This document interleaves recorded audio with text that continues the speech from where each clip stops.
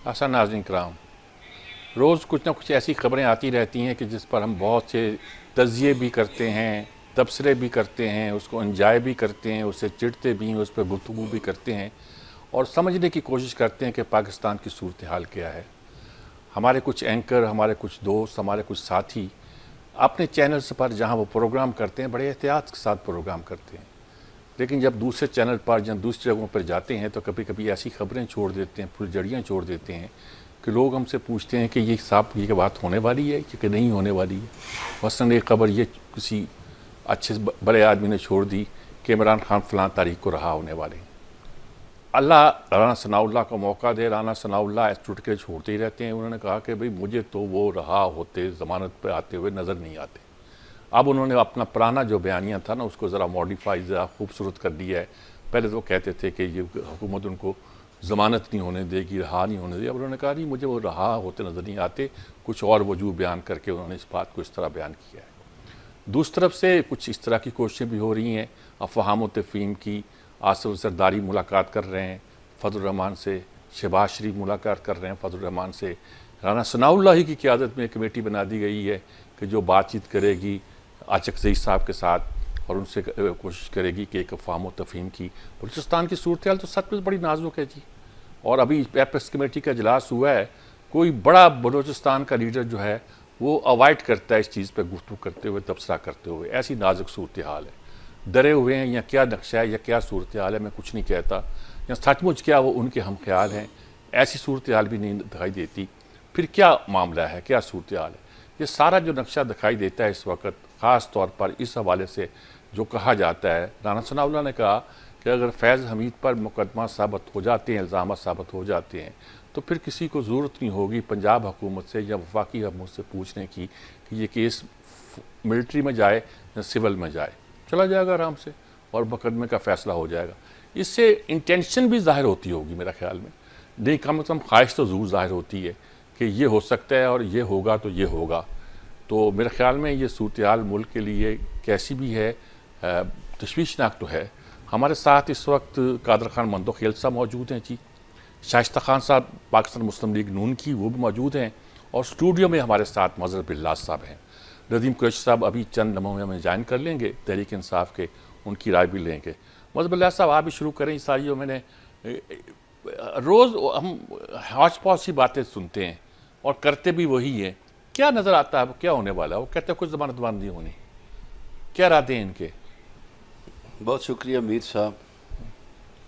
ज़मानत ना होना होना ये तो अदालत का मसला है, और जो हमें सीनियर वकला बताते हैं उस पर मैं बाद में बात करता हूँ।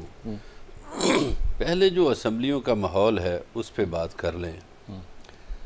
पिछले 3-4 रोज़ से कौमी असम्बली का इजलास रोज़ मुलतवी करना पड़ता है, कोरम पूरा नहीं होता, वज़रा नहीं होते, और हुकूमती अरकान भी पता नहीं कहाँ उनकी क्या सरगर्मियाँ हैं, इजलास में नहीं आते। यही सूरत हाल सेनेट की है। तो अगर हमारे सियासतदान और पार्लियामेंटेरियन पार्लियामेंट के साथ इतने ही संजीदा हैं, तो फिर ये कोरम क्यों टूट रहा है, क्यों 3-4 दिन से इजलास मुलतवी हो रहे हैं? अब मुलाकातें हो रही हैं मौलाना साहब से, आसिफ अली ज़रदारी की भी हुई, मियाँ शहबाज शरीफ साहब की भी हुई। इसका मतलब है कि कहीं ना कहीं बात अड़ी हुई है, बात बन नहीं रही, और मौलाना साहब अगर इनका साथ दे भी दें तो बात नहीं बनेगी। ठीक, वो जो बात बनाना चाह रहे हैं वो शायद लेट हो वो गए क्या हैं। बात है? वो जाहिर है कि कोई इन्होंने तरमीम करनी है, चीफ जस्टिस ऑफ पाकिस्तान को ये चाहते हैं एक्सटेंशन देना, वो नहीं होगी। अच्छा, और जो नंबर 2 है मंसूर अली शाह, वो अमेरिका चले गए हैं, वो अब 12 सितंबर को वापस आएंगे। तो जो इनकी ख्वाहिश थी कि हम 2/3 अक्सरियत से कानून की नाक को मोड़ लें, जिधर दिल चाहता है जो सूट करता है वो कर लें, उसमें 4-5 ऑप्शन थे, वो नहीं हो पा रहे, मेंबरान नहीं पूरे हो रहे। हो सकता है इनके अपने मेंबरान भी उन तरामीम का साथ ना दें। अब ये जो ज़मानत वाला मसला है, देखिए जो सीनियर वकला हैं, रात भी मेरी लतीफ़ खोसा साहब से बात हो रही थी। वो सीनियर वकला कहते हैं कि जनाबे वाला अब तो कोई मुकदमा रहा ही नहीं, शायद एक दो मुकदमा है। लतीफ़ खोसा तो खासे पार्टीजन है ना। ठीक है, हमारे यहाँ वो वकील जो जिनका नाम हुआ करता था, कभी यानी पार्टीजन से नहीं हुआ करते थे, हट के हुआ करते थे, बड़े नाम थे पाकिस्तान में, मैं नाम नहीं लूँगा इस वक्त। अब तो हमारे यहाँ सारे ही पार्टीजन हैं। जी हाँ, वकला सियासी पार्टियों को भी सूट करता है, वकला को भी सूट करता है। सियासी पार्टियों को इसलिए सूट करता है कि वकीलों को बहुत सा पैसा नहीं देना पड़ता, और वकला को ये सूट करता है कि जो ही उनकी पार्टी की, उनकी मर्ज़ी की हुकूमत आती है तो उन्हें मुख्तलिफ ओहदे मिल जाते हैं, फिर बहुत से अदालती ओहदे जो हैं वो भी मिल जाते हैं। तो लिहाजा ये दोनों को सूट करता है, वकला को भी और सियासी पार्टियों को भी। अब जो इमरान खान के बारे में कहा जा रहा है, ज़ाहिर है हुकूमती ख्वाहिश तो होगी कि वो अंदर ही रहें। हुकूमती ख्वाहिश तो ये भी है कि पहले उसको कहा जाता था कि वो यहूदी एजेंट है, अब जब वो ऑक्सफोर्ड में इलेक्शन लड़ रहा है तो अब कह रहे हैं कि ये बहुत कट्टर मुसलमान है, इससे बच जाएं, ये बहुत मुसलमान है। वो ये दोगली पॉलिसियां हमें छोड़ना। नहीं, हमने तो नहीं कहा, डेली टेलीग्राफ ने कहा।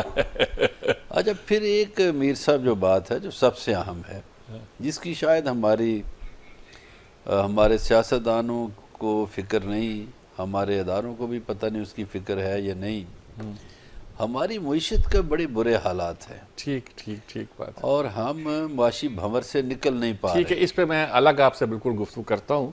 मंदोखेल साहब को मैं शामिल करता हूँ। मंदोखेल साहब क्या सूरत हाल है? वो कहते हैं ज़मानत नहीं होनी इसकी, कुछ कर लें, और मुकदमा वो इशारे देते हैं कि शायद मिलिट्री कोर्ट में ही चले, और मिलिट्री कोर्ट में चलने का जो भी इंतज़ाम है वो सामने नज़र आता है। इन्होंने इशारा कर दिया ऑक्सफोर्ड के इलेक्शन पर भी, वहाँ भी सुना, बड़ी धूम मची हुई। कल मैंने प्रोग्राम में जिक्र भी किया और वहाँ से लोगों की राय भी ली। वहाँ बड़ा शोर शराबा है, बड़ा हंगामा है, बड़ा चर्चा है। सारा क्या हमारी मुल्क की सियासत पर तमाम मामलात के क्या असर पड़ रहे हैं जी? बस मीर साहब, मैं आपको ये बताऊं कि ये सारे अदालतों के चक्कर है हमारे मुल्क में। मुझे 30 साल हो गए प्रैक्टिस करते हुए सुप्रीम कोर्ट तक। मैं आपको अल्फिया बात बता दूं कि 100% जिस केस की मेरी तैयारी हो, मैं नहीं कह सकता हूं कि मेरे हक में हो। ठीक है, अब इससे आगे नहीं बोलूंगा, आप खुद समझे। दूसरी बात ये कि राना सनाउल्ला जो फरमाते हैं कि जमानत नहीं होगी, जरा मैंने आपको अपना तजर्बा बता दिया 30 साल का। मैं नहीं कह सकता हूं कि जज का क्या मूड है, क्या फैसला देगा, तो वो कैसे कह सकता है कि जमानत नहीं होगी। जमानत हो भी सकती है, नहीं भी हो सकती है। ये डिपेंड करता है जज साहब की मूड के ऊपर और प्रोसिक्यूशन के केस के ऊपर कि वो क्या केस है। तो मेरे हिसाब से मैं इतनी अर्ज करूं, मेरे ख्याल में इस्टेब्लिशमेंट में ने बड़े जो केसेस है जहां 9 मई के, वो अभी संभाल के रखे हुए हैं। मेरा अपना जाती ख्याल में आपको वो अलग बांध के रखा है जो माल अच्छा है। जी जी जी जी जी, वो अलग रखा है। ये पहला इद्दत वाला, तोशा खाना वाला शोशा छोड़ दिया उन्होंने। ये देखते हैं उसका रिएक्शन क्या होता है। तो इनकी वकीलों की नाइली यहां से आप अंदाजा लगा लें। मैं बार बार इनके वकीलों को टॉक शो में कहता हूं कि खुदा का वास्ता, आपने जिस तरह हिद्दत वाला केस में जब वो जज फैसला नहीं करा था, आपने इस्लामाबाद हाई कोर्ट में अपील दाखिल की है और कोर्ट ने डायरेक्शन दिए 15 दिन के अंदर फैसला कर दी। यहाँ कानून बड़ा वाज़ेह है 9 मई के मुकदमात का, इंसदाद दहशतगर्दी के केस के 1997 का, कि 1 हफ्ते के अंदर फैसला कोर्ट करे, चाहे बरी हो या हो। अगर वो 1 हफ्ते में नहीं किए हैं तो क्यों ये अपील में नहीं गए, क्रिमिनल रिवीजन या हाई कोर्ट में नहीं गए। और साथ साथ में ये भी कहूंगा कि वो कहते हैं हुकूमत नहीं चलाना चाह रही, हुकूमत तो नहीं चलाएगी। हुकूमत का तो इसमें फायदा है कि वो ना चलाए। आप किस लिए इनके वकील बने हो? मिसाल मैं वकील हूं, मैं किसी क्लाइंट से फीस लेता हूं, तो मैं किस लिए लेता हूं? कि मैं अपने क्लाइंट को ज्यादा से ज्यादा रिलीफ दिलाऊं और जल्द से जल्द उसको रिलीफ दिलाऊं, यही इसीलिए फीस लेता हूं। ठीक है, तो आपको तो टॉक शो से फुर्सत नहीं है। आप तो कोई तर्जुमान बना हुआ है, कोई एमएनए बना है, कोई एमपीए बना है, तो वकील का क्या काम होता है? मैं वकील हूं, इस वजह से मैं अपने वकील बरादरी को ये कहना चाहूँ, आपका क्या काम है कि आपने, जज ने बहाने बनाना है, प्रोसिक्यूशन ने बहाने बनाना है, अपोजिट साइड ने बहाने बनाना है, आपने एक नहीं होने देना है। और वो कानून बड़ा वाज़ेह है, आप दरखास्त दिखा दें। नंबर एक बात। बाकी बात ये कि जो बात आप कर रहे थे कि जो राना बिला साहब फरमा रहे थे कि मेम्बरान साथ नहीं देंगे, ये आपने सोचा कैसा कि मेम्बरान साथ नहीं देंगे? अच्छा, एक भी मेंबर, चाहे पीपल्स पार्टी को चाहे नून लीग का भी मैं कह सकता हूं, वो उनकी ये जुर्रत नहीं है कि वो अपनी पार्टी पॉलिसी के खिलाफ वोट दें। नंबर एक बात, एक जुर्रत भी नहीं है, मैं आपको बताऊं। और वो पाबंद है पार्टी पॉलिसी के तहत, पार्टी जिस तरह पॉलिसी बनाए वो मेंबर पाबंद है, क्योंकि उसने वोट लिए पार्टी के नाम पे, उसने वोट जाती नहीं ली है। जाती लेते तो फिर आजाद कर लेते उसमें सर। तो ये चीज आप जहन से निकाल दे। बाकी जो आपने मंसूर अली शाह या एक्सटेंशन की बात की है, बिल्कुल मैं कहूंगा कि एक रास्ता है। एक्सटेंशन में नहीं कहूंगा, बल्कि ये कहूंगा अभी आइन के आर्टिकल 182 के तहत उन्होंने 65 साल के बाद सुप्रीम कोर्ट का जज रिटायर होने के बाद और 68 साल की उम्र तक जो है ना वो दोबारा एडाक पे लिया। दूसरा जो आर्टिकल है 177, वहां ये कहा गया कि आप हाईकोर्ट से भी जज ले सकते हो, या 15 साल जिस वकील की स्टैंडिंग हो यानी प्रैक्टिस हो, उसको भी आप डायरेक्ट सुप्रीम कोर्ट के जज लगा सकते हो। वो ऑप्शन आपने नहीं लिए, आपने रिटायर्ड पे तवज्जो दी है। और ये रिटायर्ड के बाद अगले 1-2 साल में मजीद 2-3 जजेस जो है ना वो रिटायर्ड होंगे। तो अगर इनकी उम्र 65 साल से लेके 68 किया जाए, तो ये जो मौजूदा जजेस है वो अगले 5-6 साल तक रहेंगे। अब आपका सवाल करेंगे कि यहां तो फिर मंसूर अली शाह साहब जो है ना वो नहीं बन सकेगा। हाँ, मंसूर अली शाह साहब 3 साल तक नहीं बन सकेगा, मगर मंसूर अली शाह साहब 3 साल के बाद मजीद 3 साल उनके पास होगी। जारी बात है उसकी भी एज बढ़ेगी, तो 3 साल के बजाय 6 साल उसकी एज हो जाएगी। तो ये एक ऑप्शन है। अब मुझे नहीं पता हुकूमत अवेल करेगी नहीं करेगी, लेकिन कहने का मेरा मकसद है कि ये सारा जो खेल है, जो भी अपोजिशन की तरफ से या हुकूमत की तरफ से या किसी पार्टी की तरफ से, ये मुल्क की मैशत पे बड़ा घर करने वाला है। चाहे मेरी पार्टी हो, चाहे मुस्लिम लीग नून हो, चाहे पीटीआई हो, सब सर जोड़ के जो बलूचिस्तान की हालात है दहशतगर्दी का, और किधर गया वो सर पे ठीक, मतलब ख्याल साहब मैं बलूचिस्तान पर अलग से आता हूँ, आपका कर लें बात कर लें आप। एक जुमला कहते, वो जो सर पे कफन बांध करके वो मुलाजट जो कहते हैं मैं पुख्तनख्वा में ऑपरेशन नहीं होने दूंगा, तो क्या पुख्तनख्वा के 13 के एरिया में क्या ऑपरेशन नहीं हो रहा है आजकल? छोड़िए बातें, आप रियासत का साथ है, आप मुल्क का साथ है, मुल्क का साथ है। ठीक बात, हालात यकीन बहुत खतरनाक है जी, सूरत हाल ऐसी है। शाइस्ता खान साहब आज ये बिल्कुल आपके राना सनाउल्लाह साहब कह रहे हैं जी कि जो हालात हैं, जो उनकी आदात हैं, जो कुछ वो कर रहे हैं और जो कुछ नज़र आता है कि वो कहते हैं माफ़ी मैं नहीं मांगूंगा, माफ़ी मुझसे मांगी जाए। इस पूरे कॉन्टेक्स्ट में 9 मई को जिस तरह वो नज़रअंदाज करते हैं, इससे उनकी बेल होती दिखाई नहीं देती। राना सनाउल्लाह इस पूरे कॉन्टेक्स्ट में बात करना चाह रहे हैं शायद। तो इस वक्त बातचीत भी हो रही है, फाहम तफहीम भी हो रही है। पार्लियामेंट की जो हालत है वो भी इन लोगों ने बयान की है कि अभी तक कोई सीरियस अजलास नहीं हो रहा, शायद पोस्टपोन किया जा रहा है, जितने लोग चाहिए होते हैं उनको इकट्ठा किया जा रहा है या जो भी किया जा रहा है। आपको क्या नज़र आ रहा है, क्या आपकी पार्टी किस तरह सोच रही है कि आने वाले दिनों में इमरान खान कोई खतरा है आपके लिए कि सचमुच वो जेल में पड़ा गलता सड़ता रहेगा? क्या ख्याल है आपका? बहुत बहुत शुक्रिया जी, आपने मुझे मदऊ किया और मुझे बोलने का मौका भी दिया। बीइंग अ पार्लियामेंटेरियन, अल्हम्दुलिल्लाह जिस मकाम पर जो मेरी पार्टी ने मुझे दिया, मैं पाकिस्तान मुस्लिम लीग नून के रिप्रेजेंटेटिव बनकर बैठी। सबसे पहली बात, जैसे वो कह रहे थे कि जी इनके पास तो बंदे ही पूरे नहीं होंगे, ऐसी बात नहीं है। जब सारी कोalition जमातें जमा होकर एक जगह पर बैठी हुई हैं हम लोग और हुकूमत में बैठे हुए, तो पाकिस्तान का मुस्तकबिल सोचने के लिए सब बैठे हुए हैं, तो कोई भी कहीं भी नहीं जा रहा जी। सारे इंशाल्लाह ताला हम एक प्लेटफॉर्म पर बैठकर और जो फैसले करने हैं पार्टीज ने जो डिसीजन किया, चाहे वो पीपीपी करती है, पीएमएलएन करती है, हर कोई अपनी पार्टी के लिए मेरे हाल में उसके साथ खड़ा होता है। चाहे पीटीआई वाले भी अपने फैसले करते हैं तो वो उसके साथ खुद बहुत खड़े होते हैं। तो ये कैसे मुमकिन हो सकता है कि पाकिस्तान मुस्लिम लीग नून के प्लेटफॉर्म के सब भाई उनके साथ ये बहनें हम ना खड़ी हो, और पीपीपी वाले भी अपनी पार्टी के साथ ना खड़े और एमक्यूएम वाले भी। दूसरी बात जहां तक रही जी इमरान नियाजी साहब की, इमरान नियाजी साहब के ऊपर तो डिस्कशन ही नहीं है ये जो हम सारे एक प्लेटफॉर्म के नीचे जमा होने की बातें कर रहे हैं, सिर्फ पाकिस्तान ने जो हमारी पाकिस्तान की सलामती है उसके लिए सोचना चाह रहे हैं कि हम सबको सर जोड़कर बैठना चाहिए। और ये जो दहशतगर्दी फैली हुई है पूरे पाकिस्तान में, खास करके बलूचिस्तान में, जिसका जिक्र आपने कहा कि मैं बाद में करता हूँ, डिस्कशन में लेकर आता हूँ, हम अभी तो उसके बारे में सोच रहे हैं कि सबसे पहले हमने उसके बारे में सोचना है। सबसे पहले पाकिस्तान है, उसके बाद सब कुछ है। वहां के जो मादनी जखायर है, हमें सब कुछ बहुत अच्छे तरीके से पता है कि क्यों हो रहा है। वो आप बाद में इस डिस्कशन को लेके आना चाह रहे हैं तो मैं भी अभी इस चीज को डिस्कस नहीं करती फिर। लेकिन बाकी जो इमरान नियाजी साहब हैं, उनके बारे में जो डिसीजन कोर्ट ने देना है वो तो अनोखे लाडले हैं जी। जब उनका दिल करे, चाहे वो अपने पार्टी के नाम के साथ नहीं भी जाते, वो सुन्नी तहात कौंसिल के नाम के साथ जाते हैं तो नसीजे नवाज दी जाती हैं। और ये भी कह दिया जाता है जी, जैसे सनम जावेद साहिबा को जी अभी के क्या अगले सारे के सारे उनके ऊपर माफ कर दिए जाते हैं मुकदमे। इसी तरह इमरान नियाजी साहब पर भी सब मुकदमे माफ कर दिए जाते हैं। इस्लाम इद्दत का क्या कह रहे हैं उसको भी छोड़े जी, बस सब कुछ माफ है। ये अनोखा लाडला है, इसको हमने सर पर ताज सजाकर बैठना है। तो वो तो उनके बारे में हम कुछ भी नहीं कह सकते। अदालत उनके बारे में कौन से इंसाफ के तराजू को किस तरफ तोल ले। यहाँ पर एक गरीब आदमी जिस वक्त इंसाफ का दरवाजा खटखटाने जाता है तो वो मर जाता है, तो उसकी आवाज़ें जो है ना वो अदालत में से आ रही होती है जी कि फलां फलदे फलां जो है वो आ जाए, तो कहते हैं जी वो तो इस दुनिया से चला गया, आपने उसका फैसला करते करते बड़ी देर कर दी।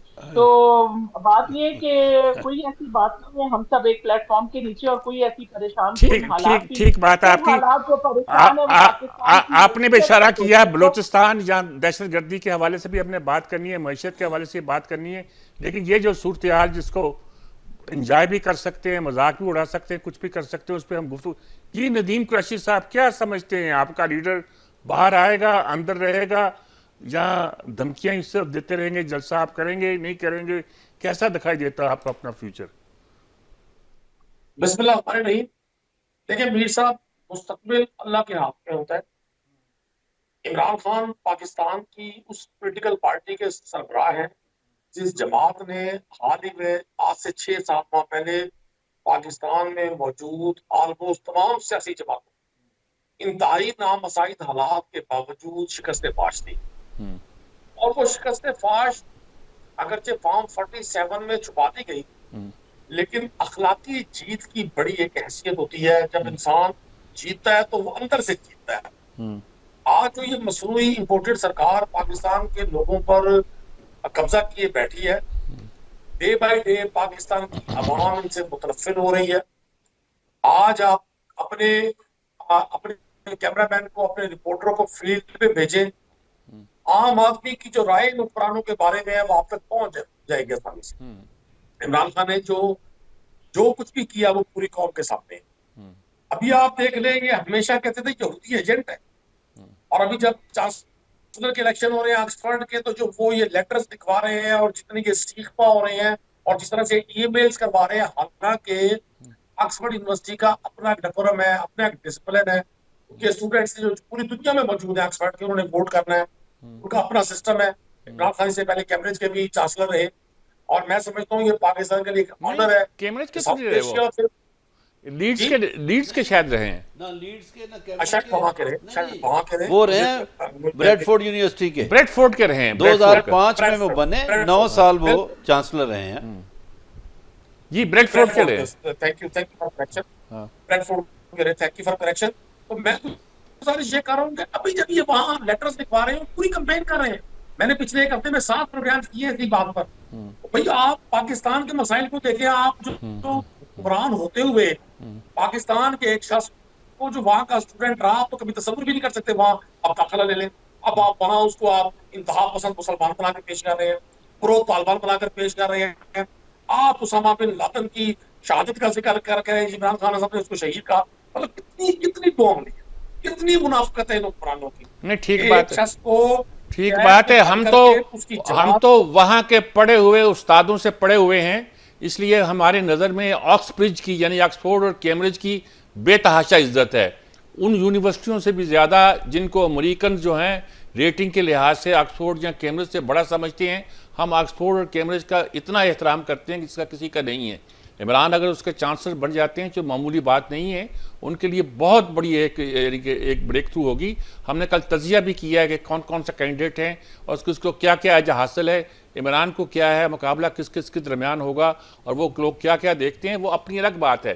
लेकिन मुल्क के रेफरेंस से जो हम सोचते हैं वो डेली टेलीग्राफ तो ऐसी खबरें देता रहता है। वैसे ये बात भी दुरुस्त है, वो तो पाकिस्तान के खिलाफ भी बहुत कुछ देता रहता था, आता रहता था। लेकिन इस वक्त दो सवाल हमारे साथियों ने उठाए हैं। एक तो दहशतगर्दी का जो बलूचिस्तान में भी है, खैबर पख्तूनख्वा में भी है, और अब हमारे दूसरे इलाकों में भी बड़ी तेज़ी के साथ फैल रही है, और दूसरा मईशत के बारे में।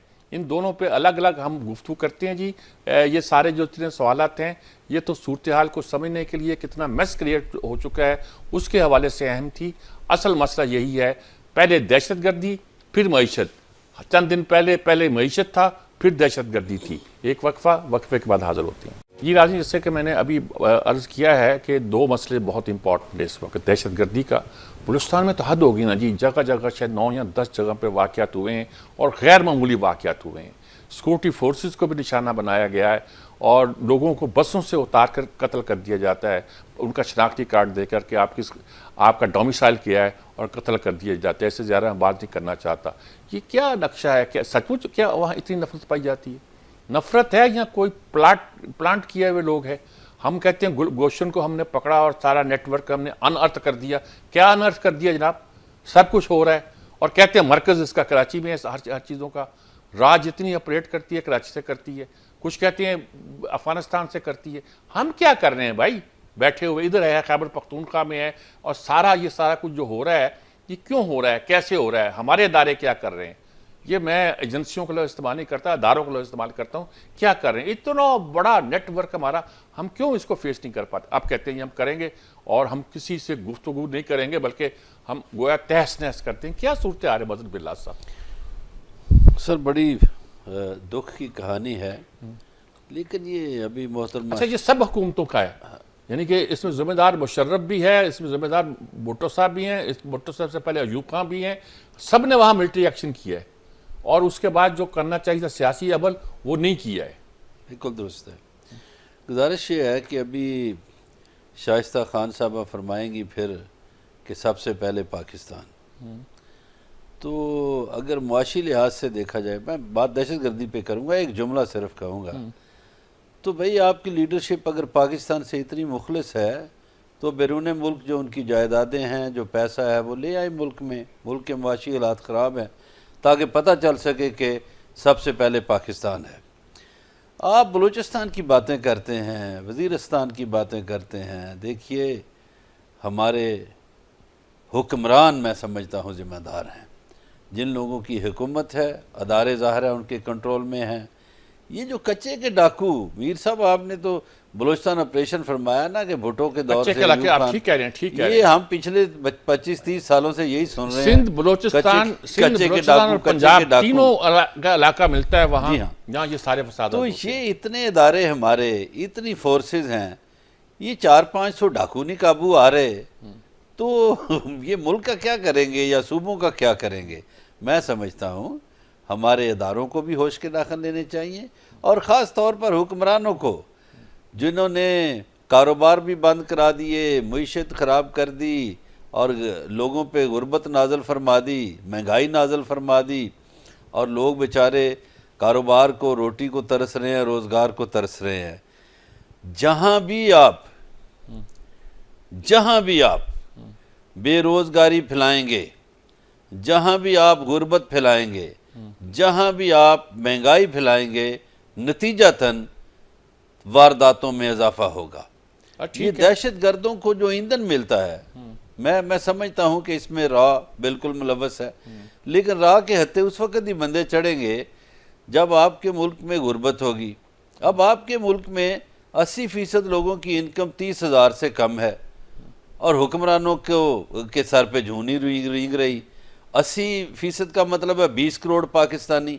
20 करोड़ पाकिस्तानी जो हैं वो गरीब हैं, तो नौजवान हैं, बेरोज़गारी है, सनत भी बंद हो रही है, सरकारी इदारे भी आप बंद कर रहे हैं बहुत से।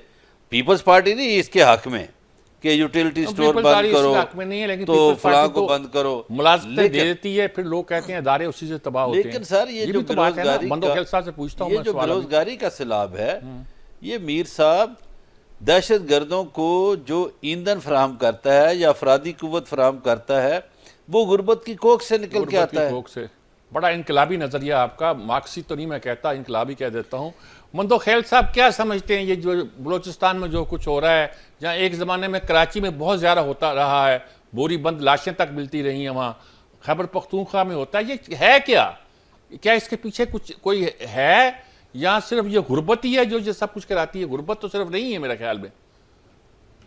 देखिए मीर साहब, बातें खरी खरी साफ साफ करनी चाहिए। जी जी। हमारे अदारों ने ईरान के अंदर से कुलभूषण को उठा के ले आया। ठीक है। ये कोई बलूचिस्तान के अंदर नहीं पकड़ा गया, ईरान के अंदर से उठा के लिया है। ठीक है, तो ये हमारे अंदर जो डाकू बैठे उनको नहीं गिरफ्तार कर सकते। 12 पुलिस वाले कत्ल किए गए, 3-4 घंटे से वो फरियाद सुना रहे थे, खुदारा हमें बचा लो। और पंजाब पुलिस बख्तरबंद गाड़ियां, खरबों रुपए के असले और वो तमाशा देख रहे थे। और ऊपर से एडिशनल आईजी जनूबी पंजाब कामरान खान कहते हैं ये डाकू सिंध से आए थे। अरे बाबा, सिंध से आए थे या सेंट्रल पंजाब से आए थे या बलूचिस्तान से आए थे, तू किस खेत की मूली है? तुम्हारा क्या किरदार है? मीडिया पे आके ये सिंध से आ गए तो हमारी जान छूटी। तुम्हारा फर्ज था लोगों की जान और माल के अलावा अपने आप जो फोर्सेस है उसकी। ठीक बात। सवाल ये कोई एहतसाब नहीं है, कोई शटअप कॉल नहीं है पंजाब गवर्नमेंट की तरफ से उस एडिशनल आईजी को कि तुम बोलते क्या हो। ऊपर से नकवी साहब कहते हैं एक एसएचओ की मार है। अरे अगर एक एसएचओ की मार थी तो 50 लोगों को क्यों आपने जो ना कत्ल करते हुए देखा जो बलूचिस्तान में हुआ?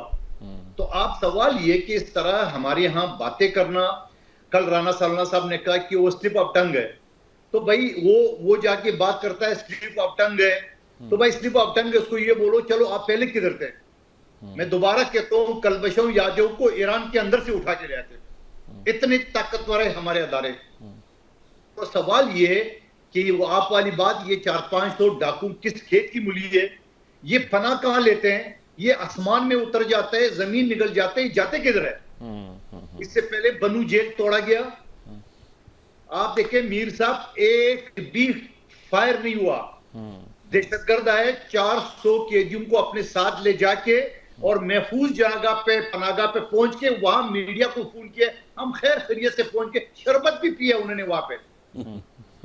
बात ये है, कुछ तमाशा है, कुछ जंगल है या आइडियल पाकिस्तान है, इसके ऊपर हम नहीं सोच रहे।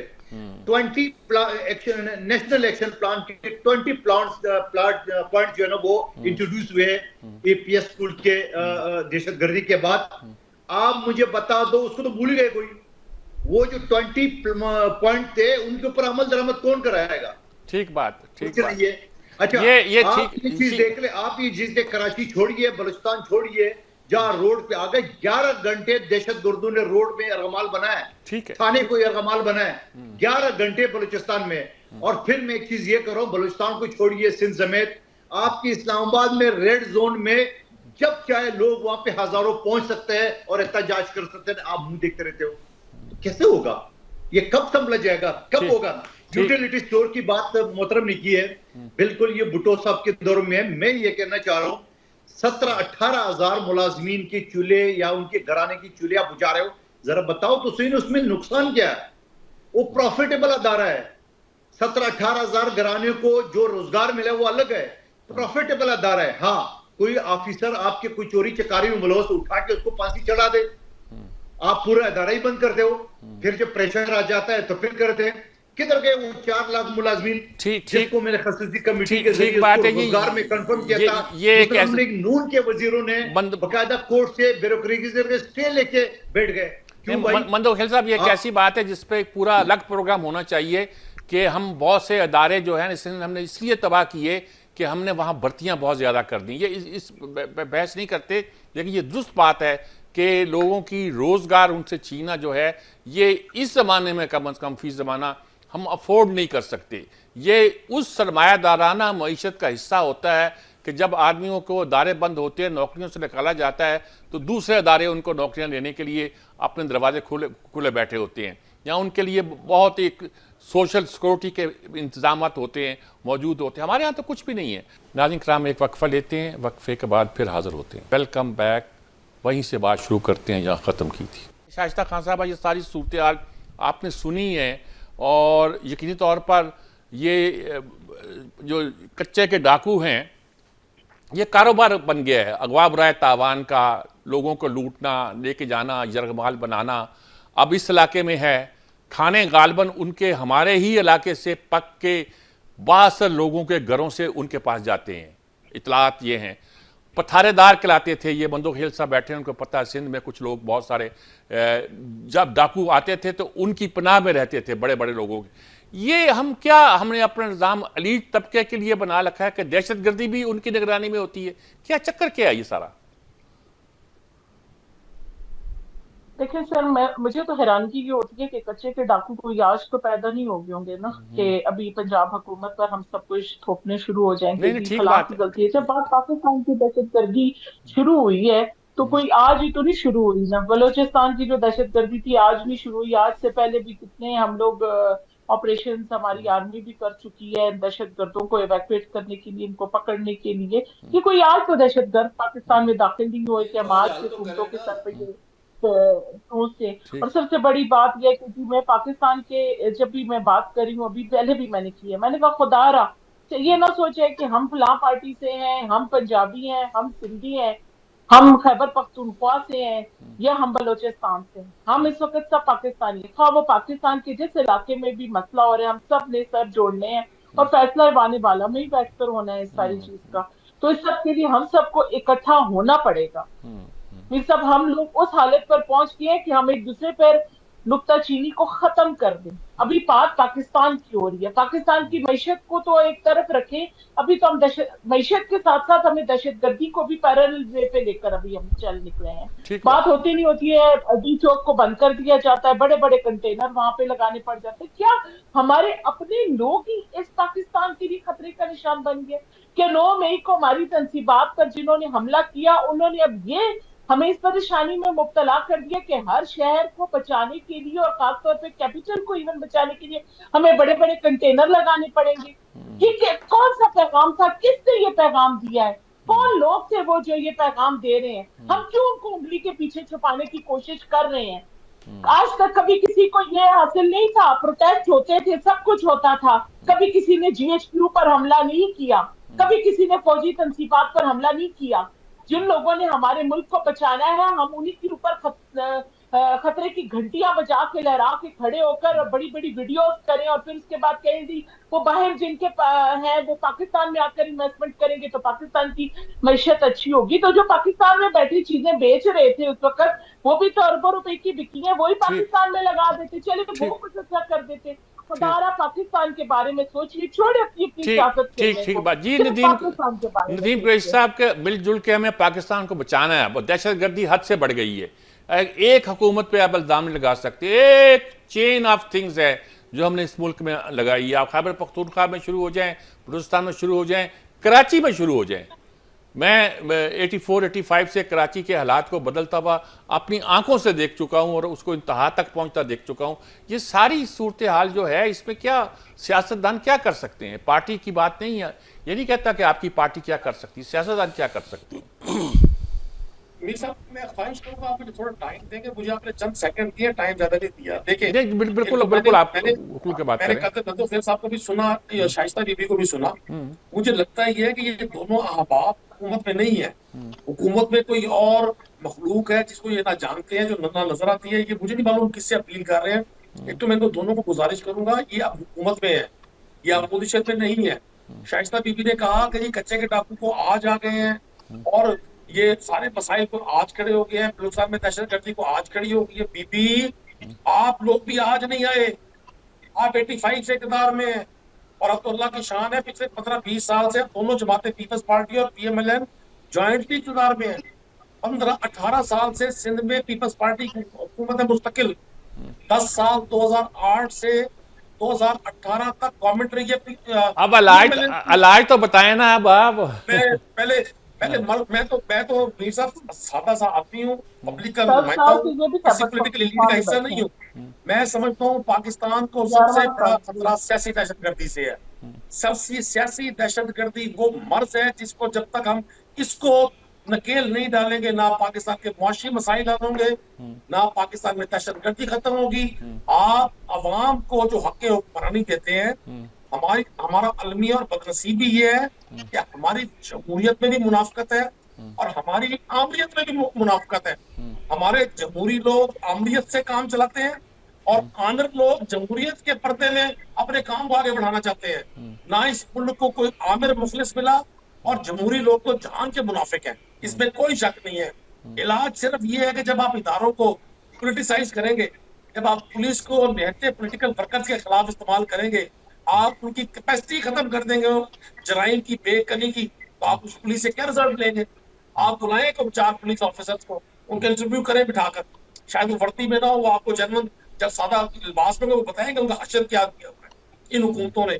और पिछले 3 साल में जितना डैमेज पाकिस्तान को इन लोगों ने किया है, इसकी माजी में मिसाल नहीं मिलती। ये 40 साल से हुक्मरान लोग 24 घंटे यही बातें करेंगे। 2 नस्लें बूढ़ी हो गई है इस फेज में। 83 में नवाज शरीफ साहब नमूदार हुए थे पाकिस्तान की पॉलिटिक्स में, आज 83 से आप देख ले 41 ईयर, 4 दहाइयां यही हुक्मरान है, यही अपोजिशन है। चलिए जनाब, यही पाकिस्तान तो भुट्टो साहब तो 70 में आए थे, ये अब आए हैं, अब तो दावा, अब तो आपकी पार्टी का भी दावा है कि 22-24 साल 26 साल हो गए आपको भी पॉलिटिक्स में आए हुए। जो पॉलिटिक्स में है वो समझे कि हमारे लिए तो वही रूलिंग पार्टी है। रूलिंग पार्टी का मतलब ये नहीं कि इक़्तिदार में है, वो ग्रुप। हाँ, साहिब इख्तियार और साहिब इक़्तिदार ही जवाबदेह होते हैं। मैं आपसे कैसे जवाब तलब करूंगा? आपके पास तो कोई इख्तियार नहीं है। जिनके पास इख्तियार है हुकूमत बनाने का, गिराने का, जो जब चाहे आर्मी चीफ का तैयारा पाकिस्तान में ना उतरने दे। जनरल मुशर्रफ का जो तैयारा आपका केस था वो क्या था? ये अब हमें भाषण देते हैं जी हमने बड़े हमले कर दिए, हम बड़ी एंटी स्टेट है। मतलब ये है कि ये अगला रास्ता हमारे पास नहीं है स्वाय इसके कि हम एक दूसरे पर इल्जाम लगाएं, ये तो मसले का हल नहीं है। तो रास्ता बिल्कुल है मीर साहब, हमारे पास रास्ता है। हम आइन की पासदारी करें, हम रूल ऑफ लॉ को फॉलो करें, हम अपने लिए कोई और कानून, मुखालिफ के लिए कोई और कानून, अपोजिशन में कोई और गुफ्तगू। ठीक है, चलिए मैं आखिरी सेगमेंट में आपके पास दोबारा आता हूं और उसमें आप मईशत पर भी गुफ्तगू करते हैं और इस मसले पर भी अगर कोई कंक्लूडिंग रिमार्क्स आप लोगों ने देने हैं तो वो भी दीजिएगा। एक वक्फे के बाद हाजिर होते हैं। जी नाज़रीन किराम, हम इस पर मईशत पर गुफ्तगू करना चाहते थे, यही मसला हल नहीं हो रहा, तो मैं यही कहता हूँ पाकिस्तान की मसले सलामती और मईशत इंपॉर्टेंट मसले हैं। क्या हाल है जनाब, ज़रा तेजी के साथ बताइए। अब आप सुनिए का वक्त हमारे पास कम रह गया। बिल्कुल सही है, वक्त बिल्कुल कम है, लेकिन ये शाइस्ता खान साहब कोई ना कोई बात ऐसी करती है कि मुझे जवाब देना पड़ता है। माशाअल्लाह, उन्होंने 9 मई का बड़ा तस्करा किया, वो ज़रा सुप्रीम कोर्ट पे हमला भी याद कर लें, साना मॉडल टाउन भी याद कर लें और ये सोचें कि जब 9 मई हुआ था किसकी हुकूमत थी। मेरे नज़दीक वो हुक्मरान ज़्यादा जिम्मेदार हैं हमलावरों से, उनका फ़र्ज था, उन्होंने अपने फ़र्ज में कोताही बरती है। अब आ जाइए जी मुईशत का इन्होंने इतना बुरा हाल किया। पहले फिर पंजाब की बात करेंगे तो फिर ये कहेंगे कि जी पंजाब की बात की है। किसान रुल गया, जो ज़राअत हमारी रीढ़ की हड्डी थी उसको तबाह किया गया। अब सनत तबाह है और वो जो टेक्सटाइल सेक्टर 30 साल बाद खुला था वो बंद हो रहा है। पाकिस्तान में सनत बंद, कारोबार बंद, ज़राअत बंद। अब आपकी मईशत के लिए चाहिए एक्सपोर्ट, तो आप पैदा ही खाक करेंगे तो एक्सपोर्ट क्या करेंगे? चौथी चीज़ है आपका टूरिज़म आपके यहाँ कैसे होगा जब आपके मुल्क में बदअमनी है? 5वीं चीज़ है सियासी इस्तेहकाम, वो है नहीं और इन हुक्मरानों में इतनी अहलियत भी नहीं कि ये सियासी इस्तेहकाम पैदा कर सकें। ये इसी तरह के शोशे छोड़ते रहेंगे, इनकी जायदादें मुल्क से बाहर हैं, इनका पैसा मुल्क से बाहर है। जब ये मुल्क में सरमायाकारी नहीं करते तो दुनिया पागल है कि वो यहाँ सरमायाकारी करेगी। चलिए जी, आपकी बात पूरी आ गई। मंदोखेल साहब, क्या सूरत हाल है हमारे सामने जी मईशत को बेहतर करने की, सलामती की सूरत हाल को बेहतर करने की? मैंने अर्ज़ किया ना, वक्त बहुत कम है, कोशिश करेंगे जितनी जल्दी हो सके बात को हम समेट सकें जी। एक तो उन्होंने कहा कि गुर्बत की वजह से लोग राह के आते चढ़ते, बिल्कुल दुरुस्त कराया बिला साहब ने। दूसरा मुझे हैरत है, सियासी इस्तेकाम लाना होगा, ये भी दुरुस्त बात कही है, मगर ये कौन सी बात की कि 9 मई के जिम्मेदार उस वक्त के हुक्मरान है। यानी अगर मैं अपने घर का दरवाजा खुला छोड़ूं तो कोई आके आग लगाएगा, तो कोई आके डकैती करेगा। कैसी बात कर ली आपने? यानी आपने इमरान खान जो अदारों के खिलाफ को लोगों को उकसा रहता है और पेट्रोल बम जो खुद माना उन्होंने कि हमने फेंके, जो GHQ पे धरना का खुद माना, खुद उनके बांजे ने पतलून लहरा के क्या क्या अल्फाज कहे, वो हुक्मरान जिम्मेदार है। वला हौल वला कुव्वत। दूसरी बात, नदीम कुरैशी साहब ने पाकिस्तान को खतरा सियासी दहशतगर्दी से है, आइए उस पर भी मुलाहिजा करते हैं। हमारे शहीद कायद भुट्टो को 45 साल बाद जो ना वो एक मिला था, इंसाफ मिला था। एक झूठे मुकदमे में हाई कोर्ट के अंदर केस चल रहा है, जो 45 साल बाद सुप्रीम कोर्ट ने अपने दाग धो लिए, जो माथे पे कलक थी। उसके बाद दूसरी तरफ आइए, बीबी शहीद को दहशतगर्दों ने कत्ल किया है और इन्हीं अदालतों ने उसको वो दिए, जमानतें दिए। और उसके बाद इमरान खान साहब, जिसको आइन की आर्टिकल 95 सब सेक्शन 1 के तहत अदम एतमाद की तहरीक लाई, जो कामयाब हुई है, खुली पूरे असेंबली के अंदर मैं मौजूद, तो 175 एमएनए हमारे मौजूद थे, हमें जरूरत है 172। ऐसा लग रहा है जो गुर्दा को लेके भागा, जलाओ गिराओ भाई, आर्मी है उसको भी जलाओ, शोदा के लवाकिन के वो शोदा की जो यादगार है उसको भी जलाओ, एमएम के जो जहाज से मुल्क थे उसको भी जलाओ, और कर्नल शेर खान की मुजस्मे को भी जलाओ, जला के रख दो, मुझे हुकूमत की नहीं दी।